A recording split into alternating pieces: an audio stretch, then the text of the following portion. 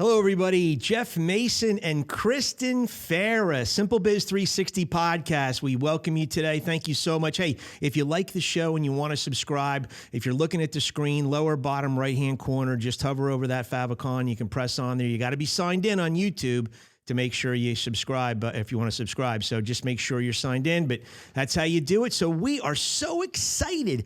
Not only is Kristen a neighbor, but she is an athlete, a blogger, a solopreneur, a freelance writer, works out of her home, and just so much exciting stuff. So I'm going to let you introduce yourself to everybody for a few minutes, and we'll go from there. I am Kristen. I'm a recent graduate from Webster University. Big fan in this office, a lot of Webster University grads. I own the Dudes Love Brunch clothing brand. I bartend, and I just recently got a job as a ghostwriter. So I'm on a lot of adventures. Oh, that's awesome. Well, we're so excited to have you here today. And right behind the glass back here, you guys hear me always talk about Dietz and Matt. Well, they are Webster grads as well. So we have a lot of folks in here other than myself that have gone to Webster in St. Louis. So we're really excited. Kristen's family lives right next to my wife and and I guess we've been neighbors now for 16 years. Wonderful. My gosh. I know. Wonderful family, I have to say. Kristen's got 3 sisters, a great mom and dad, great dog. And so I'm really pleased to be able to come to this juncture. And, you know, it's funny. I love just talking to people about their experiences, and you've got some highly competitive athletic background to you. And it's just, you know, so anytime you see somebody playing volleyball or something out in the cul-de-sac or in front of your house, you never know what they're going to turn into. But Kristen was a very accomplished athlete at Webster. In fact, I believe it was your sophomore year, led Division III in digs per set at 8.32 digs per set, but not only led Division III, led all of NCAA that year. So, you know, you're talking about a high-level person that has a lot of independence built into the things they do, a lot of teamwork built into the things that you do, but just a lot of bravery and a lot of, spirit that feeds into the entrepreneurial vein. So we're going to be talking about that today, because that's really going to be one of the nicest components of this interview that people can take with them and say, wow, I learned something from Kristen. And if nothing else, to just be brave enough to go out and do something. So life's journeys always fascinate me. And so just, you know, every entrepreneur has a beginning point where something germinates in them and they start to think about it. Where did that happen for you in your life? I mean, at what age did you think, you know, I'm gonna do something on my own? So I take after my mom a lot in the sense that I decide I'm going to do something, and even if there's not a path to get there, I'm gonna make my own path. Like, there's nothing that will stop me, because that's what I want to do. And so I never really thought that would go into me owning my own business, because I love being creative and I love writing and editing and art and everything. But I am not a lover of the taxes and right. setting up business accounts. And so I just have always pretty much been, if there's something I want to do, I'm going to do it. Like, I just have always had that confidence. Interesting. So would you classify yourself, like, in high school as a daydreamer? Did you daydream a lot, or? I was very motivated in high school. I liked getting good grades. And I was on the volleyball team, and I was on the soccer team and lacrosse team and pole vaulting. I just wanted to try everything. I was part of theater for a second. It wasn't good. I was in makeup and couldn't do anything. But I don't know. Daydreams seem kind of like a shot in the dark, and I'm very clear on what I want. Okay. And it can change at any given time, and then I'll go after that. But I know this is what I want to do. Nice. Well, and so many entrepreneurs are the doers. So they even, they put their thoughts into action rather than just, float around and wonder. So, yeah, so that goal oriented was something that was part of you all along. Did your athletic background in college help you become a stronger goal setter now at this point in your life? My coach in college really hammered in the idea that we needed to have really good short-term and long-term goals on the team, but I don't really have many long-term goals in my personal life just because I am changing so much all the time. I love change. I invite change. And so I know that I want to accomplish something, and then as soon as I'm accomplishing it, I'm ready to move on. I'm ready to go bigger or to completely change my path all around. So I'm super open to not having a set 5-year plan and having a set, once I accomplish this, no matter how long it takes, I'm going to move on. Right. But you continue to move forward always. Yeah. Because it's fun. Yeah, well, exactly. So change as an athlete, improvement, seeing what you're doing wrong, making a correction, doing something right. Has that become part of your DNA as a writer, as a blogger, as a solopreneur so far? Yeah, being coachable has definitely helped in all aspects of my life. Because in volleyball, you got to learn fast. If you make a mistake in a game and you have to learn, okay, she's hitting here, this is how her hand is placed, this is where she's going, you got to make that snap judgment change right then. And so in writing, it kind of helped me be more coachable through the editing process, because it's really hard to take that criticism when you put everything, you put hours and hours into interviewing and writing, and you love this piece of work you did. And then someone comes along and tears it apart and they say, this word's not good. You completely missed the message on this, blah, blah, blah. And you need it. You need that honesty. But it is helped me become a lot more accepting of that critique at that moment, instead of getting angry and going through all those stages and then accepting it. Like, it's helped me get a faster turnaround on how I work. Well, I mean, that's great, because not everybody can separate that correctiveness and being humble enough to say, hey, this is helping me and helping me to make changes and do it better. But as an athlete, I didn't play as competitively as you did, but there was always that ebb and flow of improvement. And to improve, you always had to be humble enough to take the criticism, no matter how, writing my book, I'm not an accomplished writer like you are, but writing my book was a very arduous process. I mean, it really was, because I had, I'm just not groomed that way. So my editor said, okay, first things first, are you willing to see, hear, and digest blunt comments? Yeah.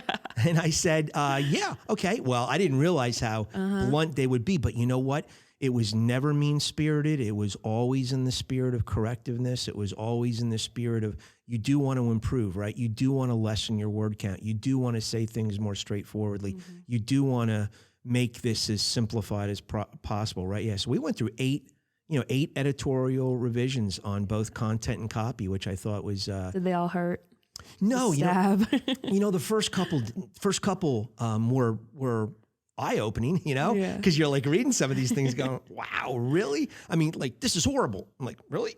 But you know what? After that, it really became, I started to see her rhythm and understand, what she was trying to flip me over to do. And some of the cool things, I'm sure as a writer, some of the things I took away from me were, the echoing.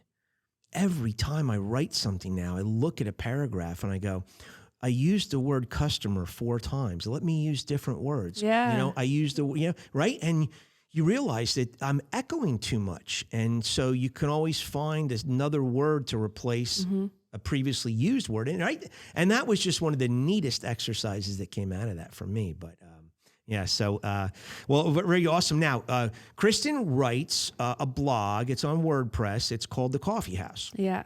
So that was something Tell us a little bit about that. You started that in college, correct? As a part of a class? Yeah, Is that so right? my freshman year, I took this media class where I learned how to do video and edit. And as part of the class, we had to have a running blog that we posted consistently. There wasn't like a thing that you had to. So I did once a week. And I don't like black coffee. I never have. It's just gross. And so I just thought it would be interesting to go on this journey of me trying every black coffee from different places I could in the city, and seeing a journey of hopefully eventually me learning to like black coffee. And I, spoiler alert, still don't. And That's so funny. yeah. So one of the early blogs I did, it was at the Peacock Diner, I think, on the Loop. And I just loved their bathroom. They had the best mirror. They had the best lighting. And I had to put it in my blog. And I did. And people who were reading it, which are really just my friends and my mom, loved it. They thought it was so funny. And so it became sort of this like stream of consciousness writing, whatever was going on in my head, and then a block of whatever the coffee made me think of and how it tasted, other than just like, this is gross, you know? Right. And then the end would be a bathroom review on how it looked, what they can do better, what's going on with it. And it was just kind of a quirky thing. And so that was the formula for each following blog. Then. Yeah. Yeah. Interesting. So no black coffee to this day. You like tea better? Love tea. I gave up tea for Lent. It's been pretty hard, especially my friend was raving about this Thai tea she just had, and it sounds so good. I have tea every day. Do you really? I have at least 2 cups of tea every day. Milk, sugar, everything.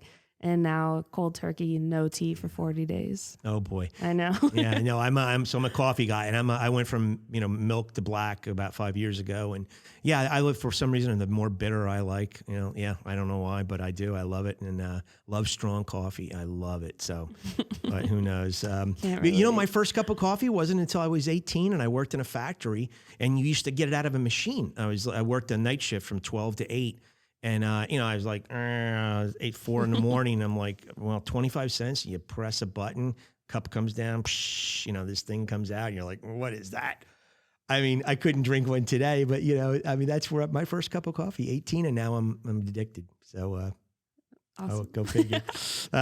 So you are you're a writer. And so generally writers have passions for, what type of writing they really like to do. So in your freelance career, and now you're saying you're a ghostwriter. What's the flavor of writing? Is it public relations? Is it lifestyle? Is it news? What is it?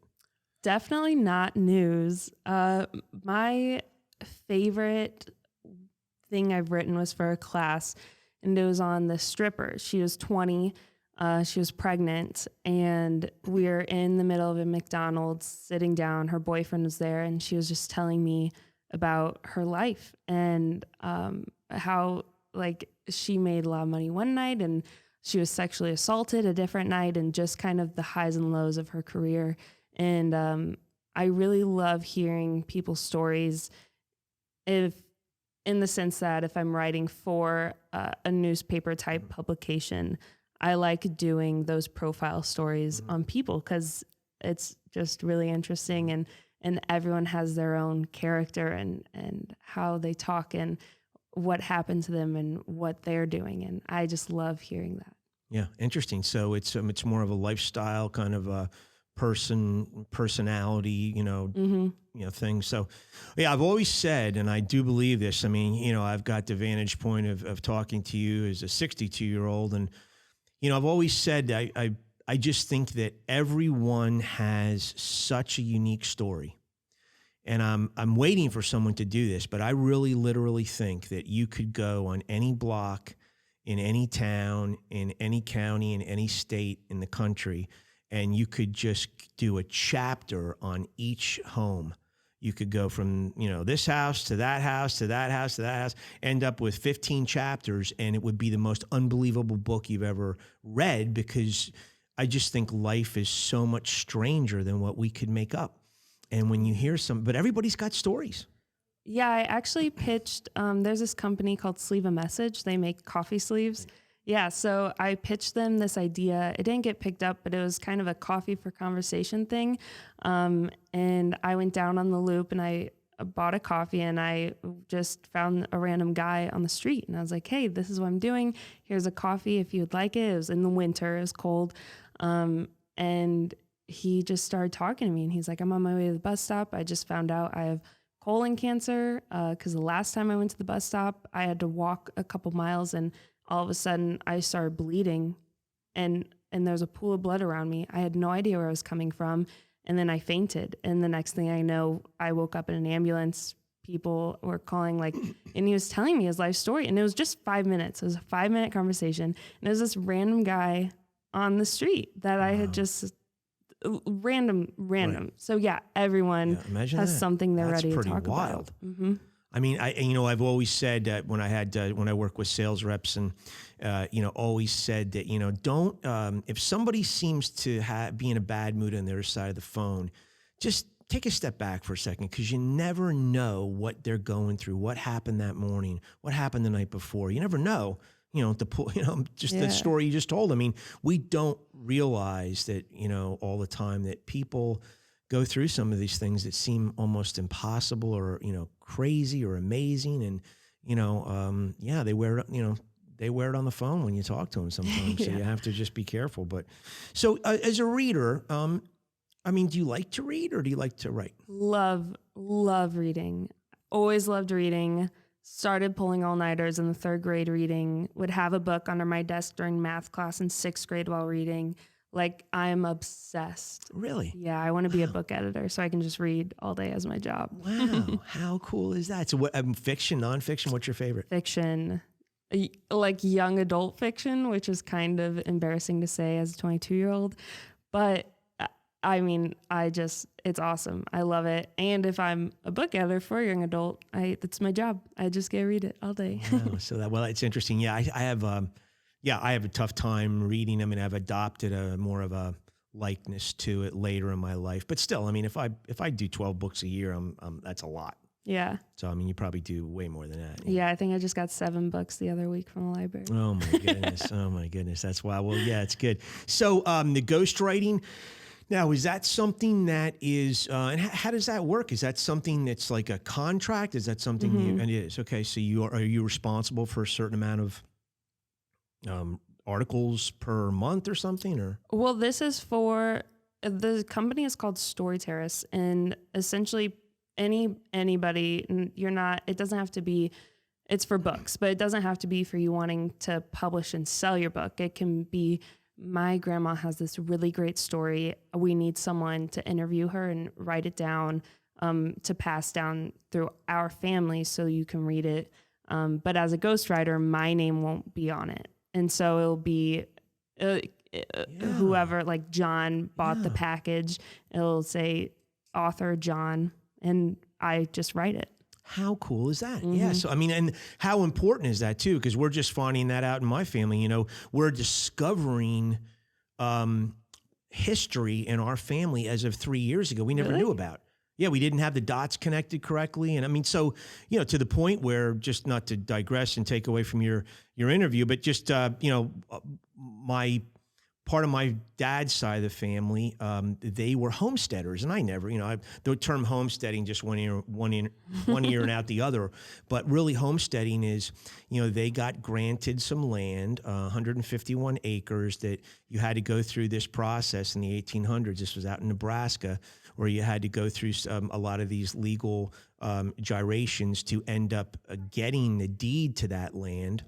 And it was I don't know how many years process it was, but we found out that we had relatives, 11 kids and 2 adults, living in a 12-foot by 14-foot house in south central Nebraska back in the mid 1800s. And and we just never, we knew Nebraska, but we never connected the dots correctly. And I finally went out and worked with a historian at the Homesteading Museum out near Beatrice, Nebraska. And this historian ended up looking up things for me. And so it's very interesting because, I've often thought, who's gonna take this story, bottle it up, and wrap it up in a bow and pass it on down to the kids and grandkids? Because, nobody really had any interest in finding about it. Yeah. So it's interesting that that's the service you're providing, because I would think that's so cool right now.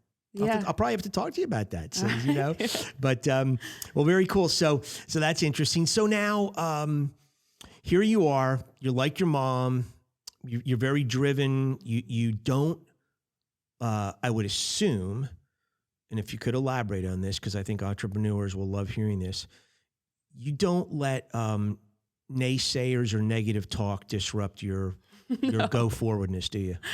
I mean, most people, when I told them my company is going to be called Dudes Love Brunch, gave me that kind of soft smile that they were uncomfortable because they didn't want to tell me the truth. Like, that's a stupid name. That's weird. No one's going to like it.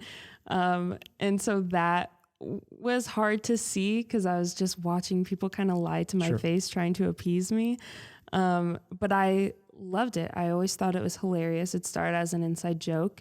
And I thought this is unique. This is going to be my name.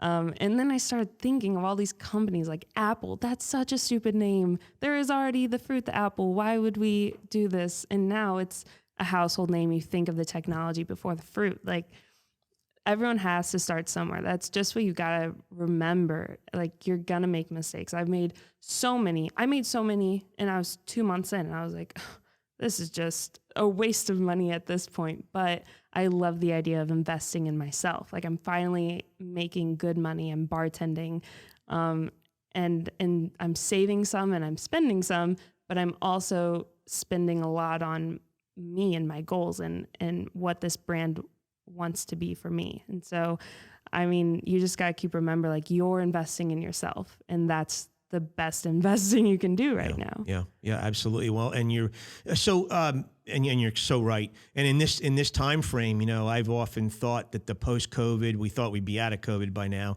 So I thought last year would be an interesting, we'd really see a lot of a big blow up in entrepreneurial spirit, because you had a lot of people furloughed, a lot of people let go. And I just thought, you know, I think this is really going to burst at the seams. And, you know, that hasn't happened yet because we're still in this, yawned period of COVID, if you will. But the bravery to step out and do something like that, invest in yourself, invest in your brand. I mean, this is something you've developed and thought of. So explain to the folks, and by the way, it's dudeslovebrunch.com if you want to go there. Explain to the folks that what's the essence, what's the origin of this name, and what's the direction this company's going to go? What are you trying to do with it? Yeah, so my friend was going on a Hinge date, and we were talking about what good first date places were, and I said brunch, and she said, dudes do be loving brunch. And I just thought, that was so funny. And this was months before I even thought I wanted to start a clothing brand. And I had made sticker mock-ups just because I thought it was a funny idea and I'd love a sticker or a t-shirt about it, And then all on social media and TikTok, I just saw all these influencers getting their own sweatshirts and their own designs on their sweatshirts and sweatpants. And I was so jealous because that is my brand. That's always been my brand. I am a sweatshirt, comfy person. And I was just getting so jealous the more I saw. I'm like, this is mine. Like, I should be doing this. This is so annoying. And it just got to the point I was like, I need to do this. Like, I want to wear my own stuff. I want to design my own stuff. I want to wear my own stuff. And there was never a thought of, should it not be Dudes Love Brunch? Because it just was like, it was perfect. No one else has a name close to that. Like, I got all the domain names. I have not a trademark. I have a trademark going out, and you have to kind of do some research to make sure it's going to go through. No one has a trademark close to Dudes Love Brunch. Like, this is a pretty original thought, which I thought was kind of unique. And I've just always stuck with it. Yeah, absolutely. Well, very cool. So what is the tagline? There's a little bit of a Sunday message, a little bit of a Monday message in your tagline. Oh, yeah. It's on my website. It's dressing for Sunday dressing for Monday. Styled for Sunday, comfort for Monday. Right, comfort. Okay, yeah. So the idea is that these sweatshirts and sweatpants are cool enough for your street style, your brunching, but they're cozy enough for you to do Zoom meetings all day Monday morning and sleep in and lounge around. Yeah, absolutely. Well, and so true. I mean, gosh, working, I don't know if you see right behind Kristen is our remote biz 360. And we came up with that little just logo last year because so many people have been furloughed. So many workers have been brought into the home working out of their house. And when you do that, you do wear a lot more pajamas, you wear a lot more sweatpants, you wear a lot more casual clothing, obviously. And sweatpants are there.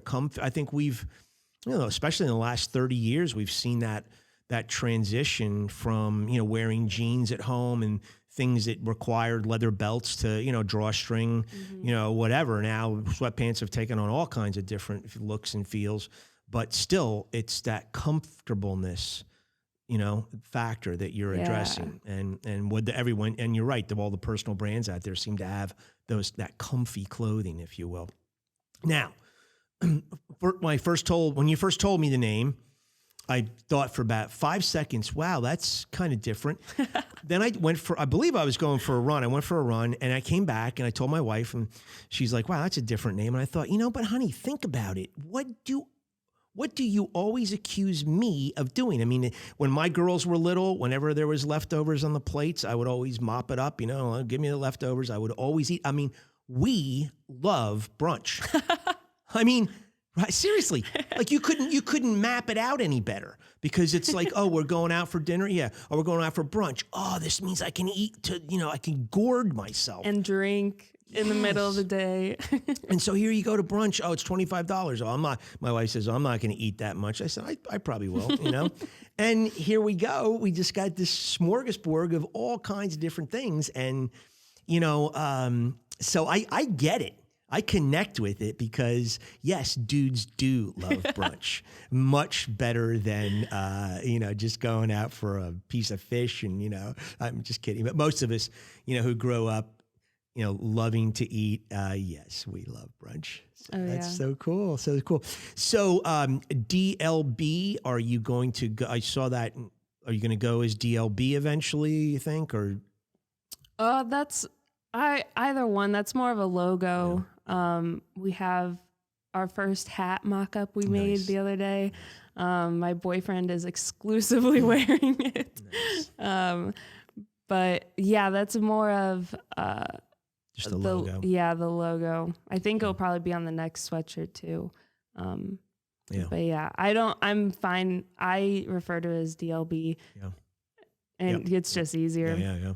Now, are you trademarking? Are you going through the trademark process yourself, or are you hiring somebody to do that? No, I'm very cheap and I am very confident. And I don't know anything, or I didn't know anything about trademarking or business in general before I started this. And my parents are in business, my uncles are in business, so they've been a lot of help.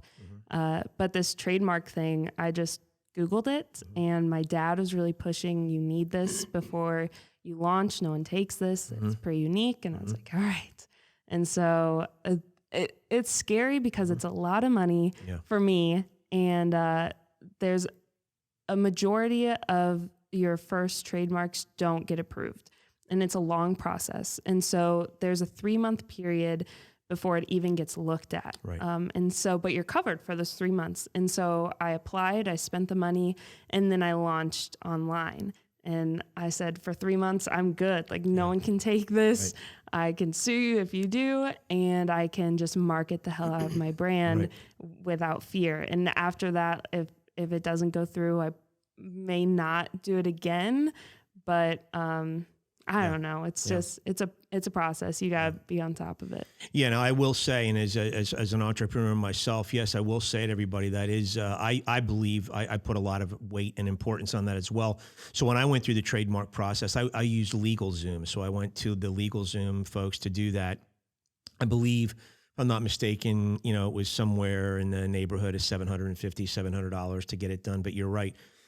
What they did is basically took the trademark that I wanted, gave me that 3-month period where they're, behind the scenes doing things. And then they sent me eventually about an 800-page PDF that had all the different variations of what my brand was and closeness to it. And, I have a pinwheel incorporated in mine that it goes along with the logo itself. And so, yeah, when they came back and finally said, yeah, you're approved and you're trademarked. And then after that, I went for the registration symbol. So that little R, which to me was important because that means it to show, I believe, that you're doing commerce under the trademark, banner, if you will. And now you've graduated to a registration, which is, a sealed, that's done. The U.S. patent, U.S. patented, what is it? USPTO. I don't know what that stands for. United States Patent and Trademark Organization. Yeah. So the USPTO finally gave me my registration trademark, which just about 3 months ago. Congrats. Yeah, so I switched everything over to the R. And so, again, I think in this day and age, it's so important if you're out there considering something like this. I do agree with Kristen and her family. That is something you want to protect all your investments of time, money to get the most return out of it. And so, very cool. But you're, good luck. Let me know how that works out doing it on your own, because I was not that brave. But, at any rate. So in terms of comfy clothing going forward, are you going to move into I think right now you have a pullover sweatshirt top. Are you going to move into zipper fronts or what? I mean. So originally I had 3 designs. They were all pullovers. They were pastel colors.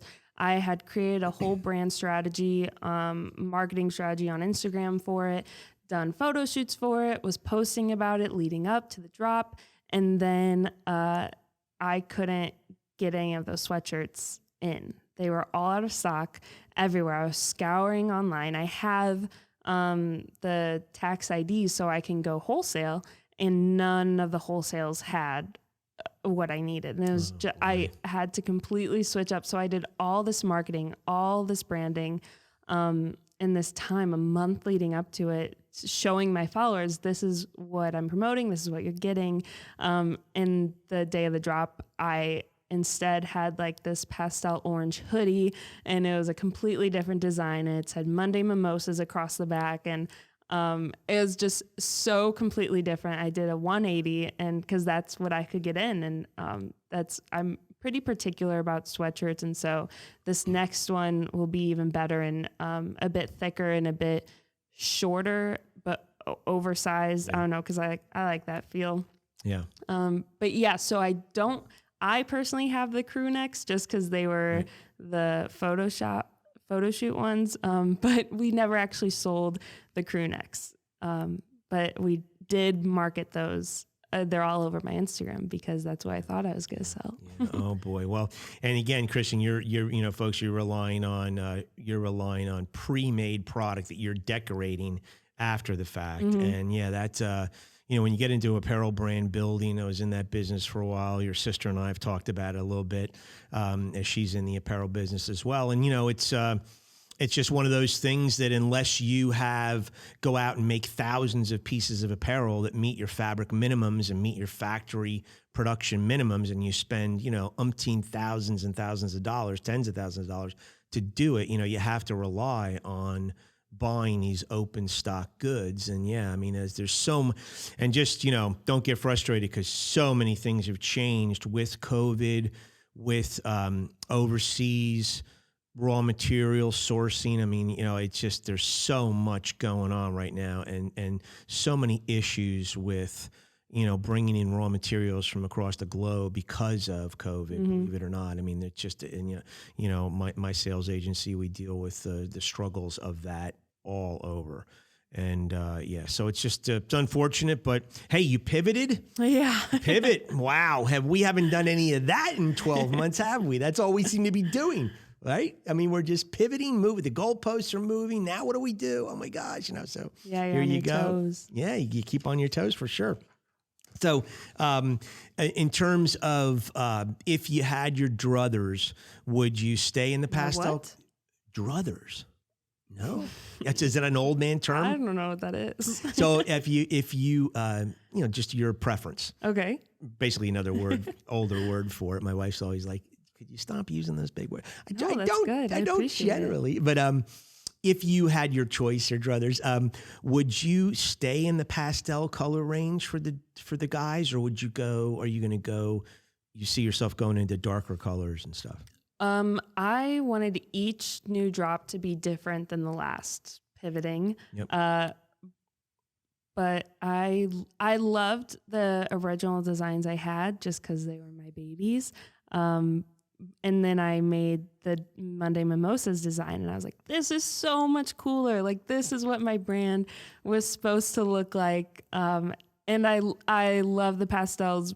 So yeah, I think they're really trendy right now, and I'm super excited to ride that wave. But as far as the designs go, I just got a lot more cooler with it and a lot more stylish and a bit more mainstream and funky instead of Dudes Love Brunch across your chest. Yeah.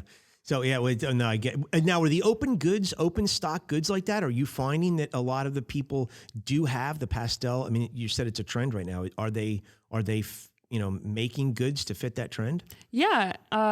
It's just a matter, I can find the color. I am just really picky about the look and the fabric. So I want it to be a little heavier, and I want it, the hood to be wider and have a drop shoulder. Like, I'm pretty specific on what I know I want, and it's hard finding that in a decent price range. Yeah. Now, are you looking at poly cotton? Are you looking at, or are you looking at polyester? Are you looking at just straight 100% cotton? What is it? I like the blend. Definitely not 100% polyester. Yeah. I think right now mine are 50-50, which are comfy. And it's good for low shrinkage too that way. So that's nice. Yeah, I haven't noticed. And I had to switch my vinyl I was using. I got a lot higher quality vinyl I just did a restock. I just announced it yesterday, actually. And I had run out of all my white vinyl when I was initially making them. Oh my gosh. One of my hundreds mistakes I've made is I started selling before I'd even made the sweatshirts, and I sold out the first night into that morning that I put all my sweatshirts up, and I hadn't made a single sweatshirt. And so I was just crying in my room trying to get them finished all night so I could put them out. And I have this bartending job I have to go to at night, and I was just so overwhelmed. And so I had run out of my white vinyl that I needed, and I bought some, and I had really good reviews, and it wasn't. Like, I had to refund some people's money. And so now, like, I have this really good vinyl. I invested in really good vinyl, and I'm just excited that I'm not going to have at least those problems anymore. Now, is the vinyl something that helps you register the actual print on the garment, or what is the vinyl? No, the vinyl is it's a heat press vinyl, so it melds to the fabric. I have a Cricut, cuts it out any design I want. Okay, so that's what you're talking. So instead of screen printing, you're using vinyl heat application, basically. Okay, so that's what it does not smell good. I was taking over my little sister's room, and then she went to college, so I moved in there and moved all my business down to my older sister's room because she's in Omaha right now. And so now that room is just full of cardboard boxes and this huge heat press and 2 big tables that I have everything spread out on. So you've got a legitimate little factory going on. That is so cool. That is so cool. So do you see yourself intersecting your blogging with Dudes Love Brunch eventually? I mean, is there any way that comes together? Yeah. A lot of my family has been wanting me to kind of transition from rating coffee to going to brunch and just like talking about my experience there. And it's a good idea. And it's not like I have this huge following on my blog where they'd be like, whoa, what are we doing here? I don't know, that it just feels like that would be inauthentic to what it started out as, which I get can sound silly and like it's super easy to pivot. But it's definitely in the back of my head to do that because I do love writing. But I really love doing tea parties. And I think that would be fun to have a branch of Dudes Love Brunch be a tea party and baking service. Now, when you say tea party, what I mean, can you paint a picture for us? What is that? Is it having a bunch of friends over and actually having a tea party? Yeah, I spend months on Pinterest, like looking at everything I'd want to make. It's mostly like intricate pastries and desserts. And after I get enough built up, I'm like, all right, I'm ready to have this tea party. I give my friends or my family a date who is ever invited. It's pretty exclusive. And then I spend that whole week leading up to it baking every day. I had one last week, and the week prior, from 10 a.m. to midnight, I was baking all day. And I just planned it out. And then that Saturday or Sunday, there was a theme, and I just kind of vomit all this food on the table. And I say, look, here, come to my tea party. And we have a huge spread of tea. Again, love tea. Couldn't have any because it was Lent, but yeah, I love tea parties. And I'm a good baker. Like I used to want to be a baker on the weekends and a cardiologist during the week. It didn't turn out, but that was always my dream. Wow, no kidding. Well, and it's funny, we're doing an interview with some ladies that opened up a business in Wentzville, Missouri, just recently, and it's called From Scratch Bakehouse. And it's really cool. So you have to catch it. It's going to be the podcast after yours. Did you go there? Oh yeah. Well, it's an order by phone, then pick up, or order online. Then you pick up the food. Well, they have a really cool house set up. It's down in old town Wentzville, really cool house to set up as a meeting place. So they definitely have that portion of their business plan to meet, for networking groups and, companies that want to have a little outing, and then they would actually bake for that particular purpose. But we, for Christmas morning, we got some gluten-free coffee cake made by them, and I picked it up the day before Christmas. That's how I got to know the team of owners, Kara and Julie. And I mean, it was just it was an eye opener that, to your point, I mean, there's just so much baking that could be done and people want done. Yeah. And so rather than have a shop open up where you walk in and just mill around and go, I'll take one of those, to, you basically just order ahead of time and then you pick up. So everybody, I was looking at all these pickups when I went, and I was like, wow, all these bugs. But very cool. So you're my neighbor. I did not know you were a big baker. It's kind of like a pipe dream. I just got my first apron the other day. Love it. It's a big game changer, wiping my dirty hands on my apron instead of having to go change clothes and throw them in the laundry, because I accidentally wiped my dirty flour butter hands on my clothes. Wow. Well, I don't know if you remember, but once in a while around Christmas time, we drop off some cookies, or I would, with the chips in them. Yes. Bomb. Yeah. So good. Okay. So that was part of my shtick since the mid 90s is I would bake cookies to hand out to customers. And then I spent 2 weeks in December. It was 2 weeks in December driving around to all my customers and hand delivering the cookies. And it's just a good time to, say, hey, thank you very much for the business, and let's talk a little bit. But I got to the point where I was doing about 2,600 to 2,900 cookies at Christmas. And it was anywhere from, 22 hours to 29 hours in the kitchen. Taking my whole kitchen over. Yeah, you need an industrial KitchenAid. Yeah, but then I started saying, okay, that we got to get this improved. So I got down to where I could do about 100, and I think this last year I averaged about 142 cookies an hour, or 2 years ago. So I got it down where I could really just, maximize the space on the cookie sheets. I just, every time I was done putting things on the cookie sheets, I had 2 cookie sheets waiting. Then I was mixing next batch, and then I had all the raw materials, everything right there, all the measuring cups. So I got it down to where I could just, I wasn't losing any time and motion, but I had to shorten. My wife's like, you can't do 29 hours in the kitchen again this year, So, were you enjoying it, or were you at the end just a menace and needed sleep? Yes, it became arduous at the end. But you know what? Once I revamped it, the pleasure that you get, just your comment, just what you said right there is, indicative of what so many of my customers would say. And I mean, I have a guy in Omaha. I would go up there in the summer. I'd meet him in Omaha in the summer, and he'd go, hey, wait 1 second. Before you leave, I got to get something for you. I go, sure. And he comes back and he gives me the box that I gave him the cookies in last December. I'm saying, what are you giving me the box back? Dude, because this box is bigger than the ones you give me years before, so I want this one back this year. I'm like, really? He goes, we love those cookies. so many people flipped out on those potato chip cookies. They're so good. Oh my gosh. And so, yeah, really, it's, it just, I love seeing a smile on someone's face. I do what I do at Simple Biz just to help people. And you know what? If I can change one little thing about somebody's company or the way they do business, that gives me joy at this point, just to see somebody go, hey, the light bulb went off, that worked. Thank you so much. And I'm better for it.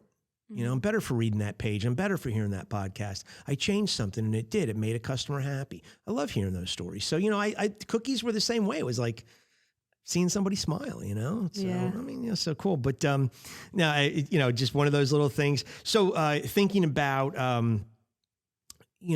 business, and you haven't been in it that long, but here at Simple Biz, one of the big tenets that we just focus on, and I'll you're a bartender, so I'll transfer it over to your neck of the woods there. But are you looking at ways to create a better customer experience, ordering experience, not just the product, but the experience of ordering through Dudes Love Brunch? Is that something you're looking at? Yeah. So originally I had this big grand plan for how I was going to package because I wanted it to look really great. I wanted you to be excited to receive the package, not just the sweatshirt or sweatpants. And thankfully, my first order, I just dropped off to a friend and she opened it and called me like an hour later and said, how many others have you packaged? And I thought she was going to be like, this is so great. I loved it. I can't wait for other people to love it. And she said, I had been wrapping it in this black tissue paper and putting a really cool wax stamp seal on it. And she said the wax seal melted the tissue paper to her sweatshirt and she couldn't get it off. And I had packaged one other one that I had to mail out that day. And it just completely ruined the sweatshirt. So I just had to scrap that whole idea. And I was just like, we're just doing the sweatshirts. I have a brunch and rally written, again, with my Cricut and vinyl on the outside of my poly mailers. But other than that, yeah, I tried it in the very first. I thought a lot about it. And then I had 2 sweatshirts ruined that I had to find how to replace really fast. I was like, ugh. So I'm back to the drawing board on that one. Okay. Yeah. So the customer experience, it's an important thing. And we always go back. I read a book by Scott Bedbury back in he wrote it in the mid-90s. He had been on the marketing team at Nike, and then he went from the marketing team at Nike. He went over to Starbucks, and I guess somewhere in the 90s. And I know people who watch this show every week are going to go, he's going to go down that path again. But it's really apropos, and I don't mind keep talking about it because it's really, it's a big company doing something that we all should be doing. But they did, he said, hey, let's do the big dig. We're going to call this the big dig, and we're going to find everything out about coffee. We're going to find everything out about the history of coffee houses. And then we're going to talk to people. We're going to try to figure out, what our brand identity is here. And when it was all said and done, to simplify their findings, they found out that they were an atmospheric brand. So here I would think just off the cuff, they're going to be a product-driven brand. They're going to be coffee beans and, coffee-driven brand. They found out they were an atmospheric brand. And in essence, the CEO, Schultz, one day was getting a cup of coffee from a barista, and he was talking to the barista about, this. And the barista said, you know what, Mr. Schultz, we don't serve coffee to people here. We serve people coffee. And, that's really what they found out is they're in the people serving business, not the coffee serving business. You know what I mean? And it's the experience of going into the Starbucks that they realized was the important thing. It was the atmospheric, and these are people that just happen to be drinking coffee. They could have been people buying cupcakes, probably. They could have been people, buying bubble gum, buying magazines, books, whatever. But they realized these people put emphasis on coming in here. And so when we share things on SimpleBiz360, it's all about, if you own the restaurant, if you own your business, if you own a digital marketing company, if you own this, it's not always the product that you have to be concerned about. It's that experience. And my daughter told me the same thing. She goes, Dad, they have these they have these present opening parties on Instagram all the time where you unveil how the thing is packed. And I'm like, what? But when you look at it and you really study it, what they're saying is just like what you're saying. It's the experience of getting the product out of the box, the whole thing. How did you order it? How did it come? How did she interact with me in between the order process and the delivery? Voila, here it is. It's the whole thing. And we really, as business owners, and I would encourage you too, is just, don't overlook that, because it's really so many times it comes down to the experience. Bathrooms in restaurants, huge experience factor for me. You said you critique the bathrooms in coffee houses, huge thing. Many people don't come back to a restaurant because of the bathrooms. Are you one of those people? No, but Me neither. But I bought, but there are things that, I hate not having a paper towel and having to take my shirt and putting the shirt on the handle. And I love to go in places that have doorless or have handleless doors. And, or if they have handles, they've got the they've got the paper towels right there and the waste basket right there. So you can, you can wipe off, you can grab the door handle, hold it with your foot, throw it in, and you're out. You haven't touched anything. I hate the whole touching process. And, I love paper towels, hate hand dryers. Yeah. It's never enough. Yeah. It's just, you got to really take a look at things. And unfortunately, I've said this about, I travel for my job. I stay in hotels 100 nights a year. I have until COVID for many, many years.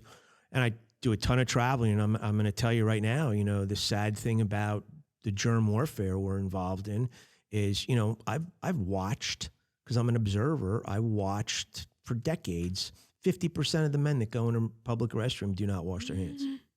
So then they're coming out and touching the bar. Oh, I want this. Nah, go out here and get the Snapple. I'll do the Snapple. Nah, I don't want the apple. I want the cranberry.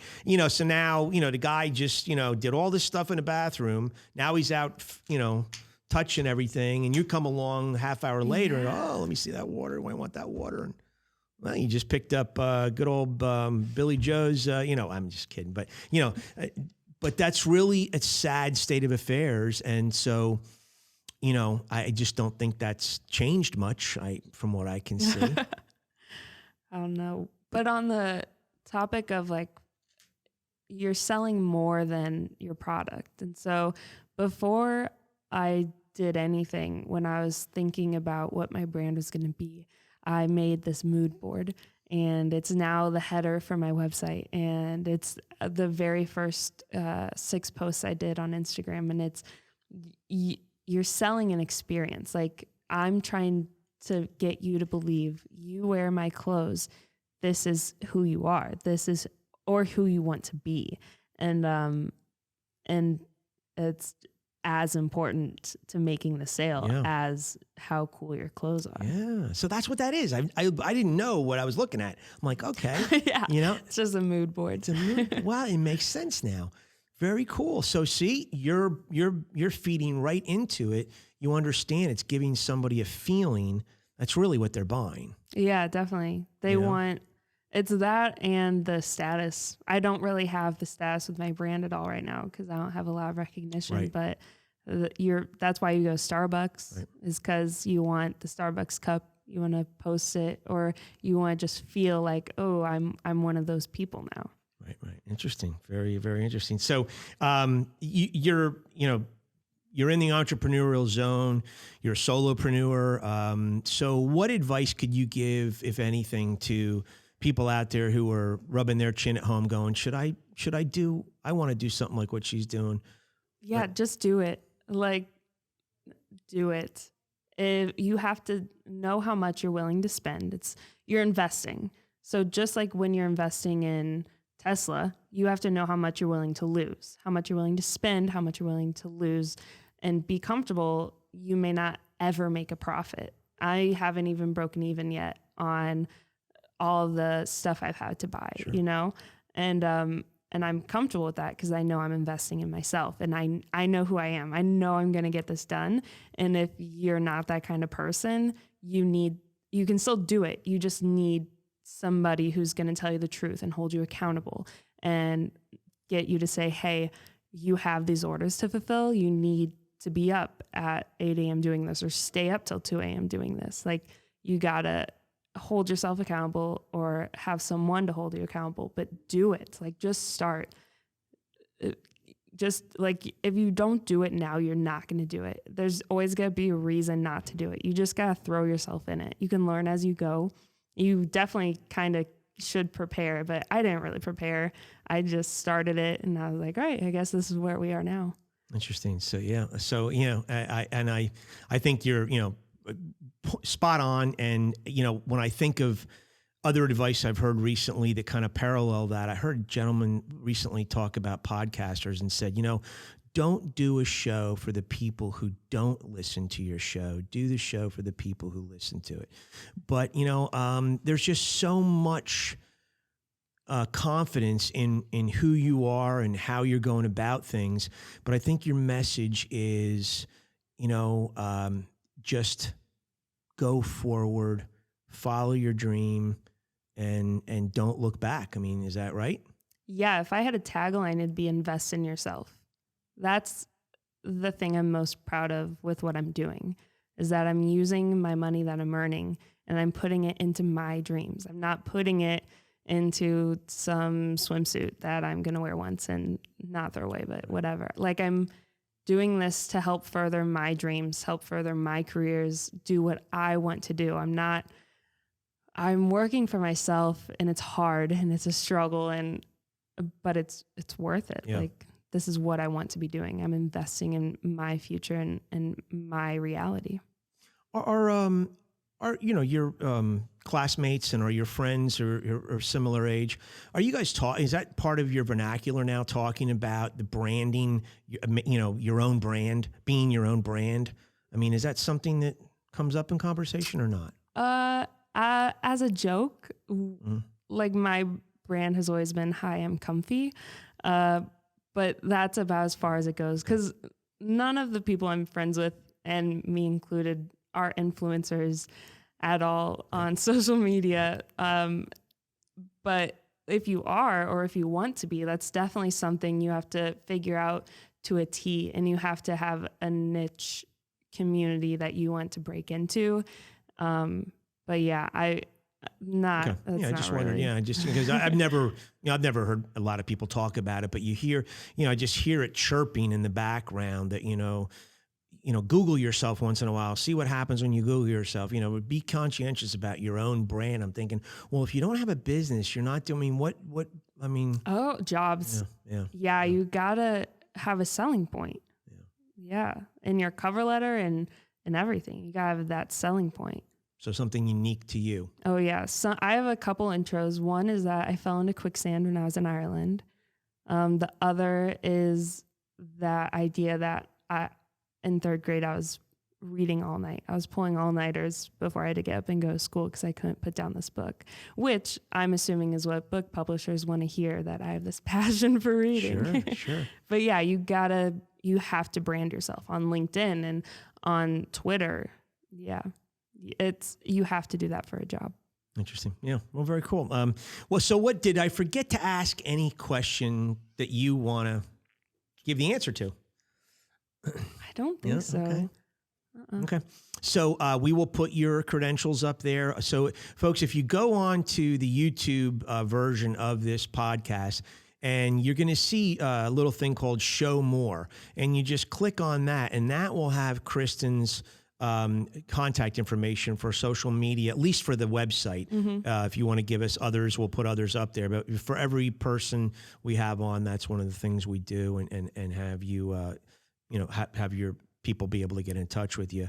So no, thank you so much for sharing with us. And we always have so much fun at the end of every show. We love rock and roll, love music. Music's very, and I think you're probably like that. You're very, I don't know, I get inspired by other things, by, coaches, by bosses, but music has always been my gravitas. And so we always ask our guests to pick out a favorite song of theirs that meant something to them, generally old classic rock and roll, but if not, anything that comes to mind. This is not old classic rock and roll, but it's this band called Mount Joy, and it's their song Julia. It's just it's just a really sweet, feel good song that has not gotten old. It's really cute. Mount Joy, Julia. Mm-hmm. Very cool. Thank you so much. It has been an absolute pleasure having you on. It's been a pleasure to live next to your family. I mean this. You 16 so years. yeah, they're so great. What a great experience having just neighbors that are so nice like that. So it's been awesome watching you grow up, and here you are. And man, we wish you all the best. And would you come back in a couple years and give us an update on Dudes Love Brunch? Yeah, I hope I'm a millionaire and I will bring a gift next time. And so one of your friends one day said, "Dudes be loving brunch," and here you are, right? Yeah. Isn't that's great? Well, thanks so much for coming in. Folks, thank you very much. If you want to subscribe again, we would love to have your subscription if you like the show. And we just thank you for tuning in. Remember to always respond to every inquiry, follow up, but most important, follow through. And remember, customer perception is customer reality. So anything you can do to make sure you shape that customer reality to be a good one, please do it. Thank you very much, and we'll see you next week. Thank you.